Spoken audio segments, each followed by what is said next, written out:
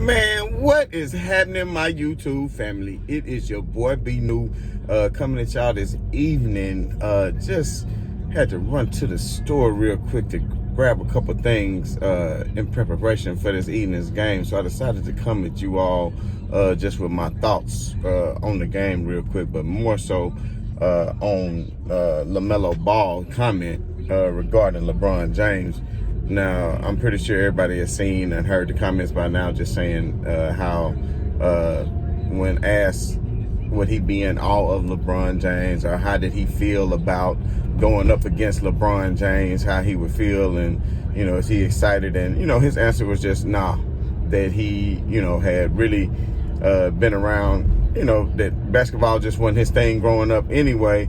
And I think a lot of analysts and a lot of people who had their takes today that I ended up seeing just a little while ago, I think they had it wrong.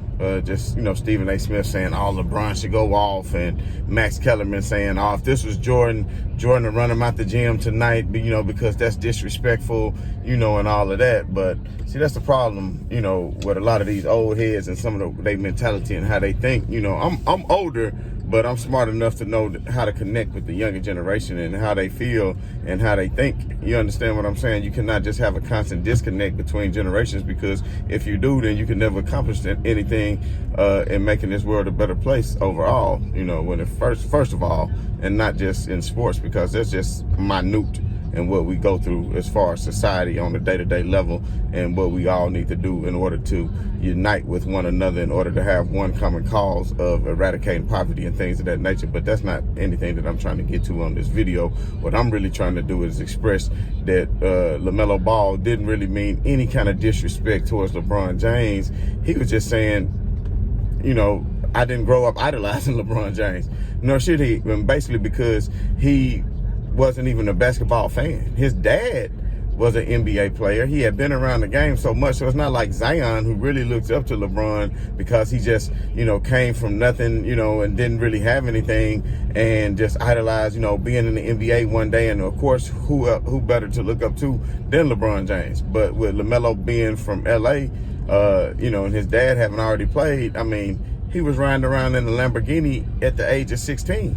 So he wasn't living just a normal life of a teenager and how he grew up. So it's not too many things that's just going to put him in awe, because he's pretty much seen it. Now, he didn't just grow up saying, oh, I just love basketball, I'm just playing. He didn't even start playing until later, when he started playing AAU ball and really getting into basketball. You know, when his dad really started pushing him. He had already saw his older brothers already be successful playing basketball, and saw his dad was already in the NBA. So it's not like he's going to see LeBron James and just be in some kind of awe, like, oh my God, it's LeBron James. He just basically said that no, basketball wasn't his thing growing up like that. And I can respect that, because, you know, just the things that he's been through, seeing LeBron James, is not like he's going to be starstruck by seeing LeBron James. There's other rookies who will be, because, you know, just to see LeBron James in person is amazing to them, because they never thought that they would get to share that same stage with LeBron James. And there's been rookies who's even said this year, like, damn, I couldn't even believe LeBron knew who I was, knew my name. He walked up to me before the game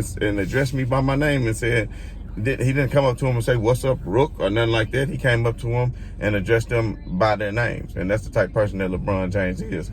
But I do kind of have the feeling that the narrative has now been created to where LeBron James might just want to put a little bit of extra stamp on this game tonight, because I don't know if you guys ever saw the play, you know, when Michael Jordan was sitting to the sidelines of the Charlotte Hornets, and LeBron stole the ball and got the breakaway dunk, and he stared at Jordan the whole time while he went to the hole and dunked the ball. So LeBron might just, you know, show up a little bit extra tonight just to put him in a little bit of awe, because maybe LeBron doesn't keep up with everything, and maybe somebody just put a little buzz in his ear and said that he disrespected him. But at the end of the day, I just feel like LeBron James is going to continue to approach it just like a business, do whatever he has to do and not make anything personal, because with him it's all about the W's, and he's going to do whatever he has to do to go out tonight and bring home a W for the Los Angeles Lakers. So LaMelo Ball is going to be back in his old stomping ground, his hometown of LA,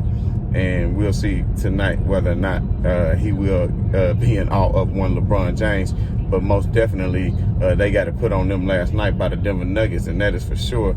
And now they're going to be on the second night of a back-to-back. And with all that being said, I think the Los Angeles Lakers are definitely going to go out and take care of business, and LaMelo may just be beneath his average for tonight, because LeBron might just take the opportunity to lock him up a few times tonight, just to show him, not only am I the reigning NBA champion, the 4-time NBA Finals MVP, and a 4-time NBA champion, and the reigning champion and Finals MVP. So let me just make you put a little bit of respect on my name. So LeBron James may do that, but in my honest opinion, I don't think he will. I think he's just going to go out and do what he normally does, and that's to do whatever he needs to do to get the W. And kind of piggybacking off what I said earlier about people saying that James Harden is right there for the MVP candidacy, which I think he is, because he's putting up phenomenal numbers and he's doing it all without Kevin Durant, even though he does have another hell of a sidekick beside him in Kyrie Irving. But the thing is like nobody is really paying attention to the defensive side anymore. So all this time people was discrediting LeBron for not playing defense and saying that, oh, he doesn't deserve it MVP because he doesn't play on the other end. So now all of a sudden he's playing on the other end, and he's, you know, anchoring the number one defense in the NBA, which is the Los Angeles Lakers, because they have the number one defense in the NBA. And he's calling out plays, making sure everybody's in the right positions, making sure he gets switches, stealing balls like a free safety, filling passing lanes, doing whatever he needs to do to make sure that the Lakers are the best defensive team in the league. And then on top of that, he's number one in defensive win shares in the entire association. So if you're number one in defensive win shares, and then you're anchoring the number one defense, and then you're number two in overall defensive PER, then you are in conversation for first team all defense, and you're also in conversation for defensive player of the year. So if that's the case, then why would you not naturally be the MVP? So if you are number one in win shares, and number one in defensive win shares, and number two in overall defensive PER, then you are in the conversation for defensive player of the year. And if you're in conversation for defensive player of the year, then that also means that should contribute something to the MVP. But every time somebody goes down and something happens, then they come with somebody else to emerge to take that MVP away from LeBron James. So I'm starting to think that the media and the writers and the people that vote on this just does not want to see LeBron James get his 5th MVP and tie up the great Michael Jordan. And I would hope that that's not the case, and that writers can go out here and be unbiased and really vote for who the MVP is. But at the end of the day, who cares about the MVP?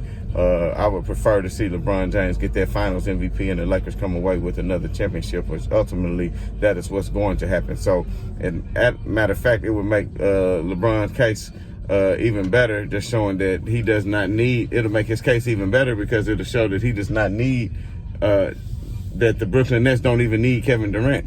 So that'll show people like, well, how great is Kevin Durant? Here he is on another fully loaded team that doesn't even really need him, and that actually the MVP is on this team. So Kevin Durant is playing with the MVP and another star-studded cast. So at the end of the day, who cares if he gets if Harden gets the MVP? If it does, then I think that would only damage Kevin Durant's legacy even more, to be totally honest. But at this point, it's not all about Kevin Durant. It's just all about LeBron James, and we know what LeBron James is going to do tonight. So anyway, I got to get in here and handle this business. So I just wanted to post this video real quick just to let you all know my thoughts on the LaMelo Ball comment, and how I personally don't think that it was any disrespect whatsoever to LeBron James. But it's going to be very interesting to see this game tonight. So everybody tune in, and as the Lakers look to win their 4th in a row, which I think they will do. And I would just go ahead and predict the score. I think the Lakers are going to turn it up on the defensive end, and even though they're going to still be without Caruso tonight, I think THT going to do his thing, and I predict the Lakers are going to win, let's say 112 to 103. This is your boy B New. I'm saying right on to the real, and much love to the haters. I'm out.